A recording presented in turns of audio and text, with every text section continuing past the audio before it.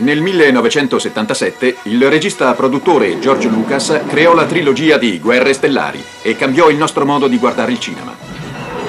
Ora, 20 anni dopo, con l'ausilio della nuova tecnologia digitale, Lucas e le equipe creative della Lucasfilm, THX, Skywalker Sound e Industrial Light and Magic hanno completamente restaurato, migliorato e ampliato questi film classici, creando l'edizione speciale della trilogia di Guerre Stellari.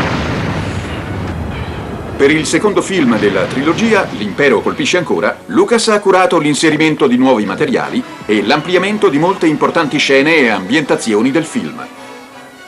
Once I started to redo the first film, it became such a good experience that I said, well, gee, we should go back and finish the other two films too. Io non ho paura. Tu l'avrai. One of the problems I had is one of the sequences with the Wampa ice monster. The monster that was developed originally didn't work, so I had to jettison that monster. I had Phil Tippett create a little tiny hand puppet, which we were able to use in 2 shots. It was just a head.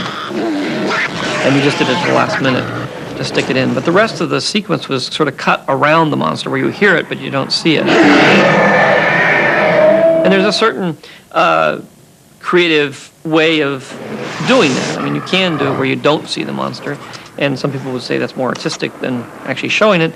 But in this particular case, I really wanted to see the monster. And I felt it would add more tension to the scene and make it more interesting. So we were able to do that. I was able to go back, create a better version of the monster, and shoot the scene and all the cutaways to the monster and add them into the scene, which I think makes that ice scene make more sense than it did before.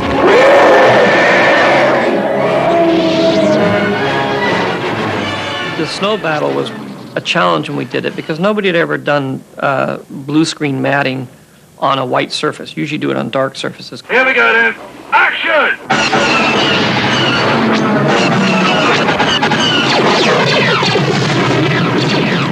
We used optical technology, of course, to do all that compositing.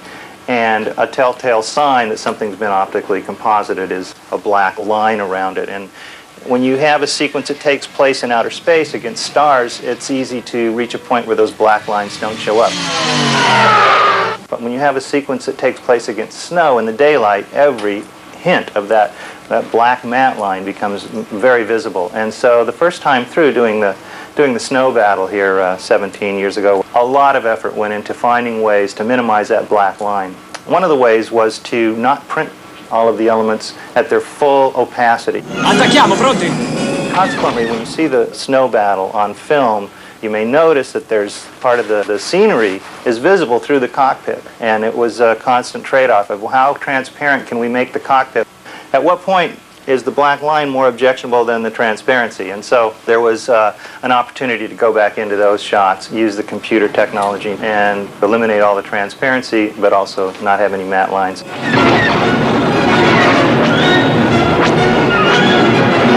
The other issue was going into Cloud City. Cloud City was a very difficult thing to design and create originally as a floating city in the clouds. Some of the matte work there wasn't very good. And when they built the set, it's very confined. It's a very small set. It doesn't look out onto anything. It's just, you get this, it's a very claustrophobic kind of set. And that always bothered me. I wanted to be more open, to see more of the city. And so what we've done is we've added to the approach of the city, similar to what we did with Mos Eisley in Star Wars. I mean, there's many more shots coming up to the city. You get to see more of the city. You get to see more speeders and those sorts of things. And then at the same time, when they land and they start walking through the city, now they walk through and there's large windows. You can see out and see more of the city. And it opens it up and makes it much larger. Be able to pull back and see these grand visions of balconies and the city beyond and all that kind of stuff. To do that before was almost impossible. And now we can do it. We're doing it, you know, we have moving shots. We have all kinds of things that you just weren't able to do before. They just was not possible up until a few years ago. Perché il mio alleato è la forza ed un potente alleato in sé.